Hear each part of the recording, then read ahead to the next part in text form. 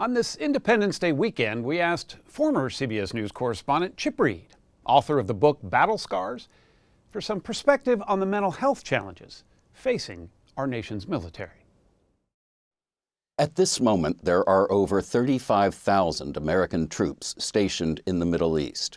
And since October 7th, when Hamas attacked Israel, there have been more than 170 attempted attacks on U.S. facilities.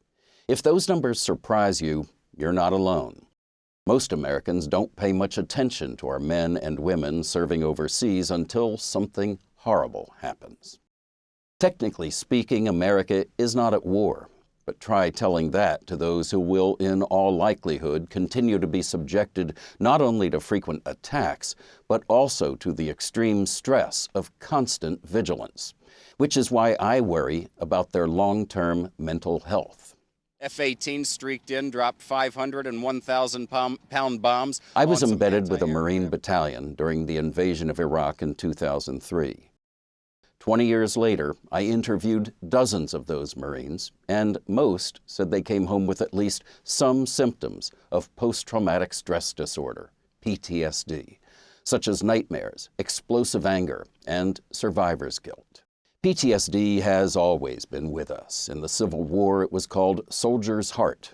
In later wars, shell shock, combat fatigue, and post-Vietnam syndrome. It was once thought to be a sign of weakness, but medical science tells us it is not.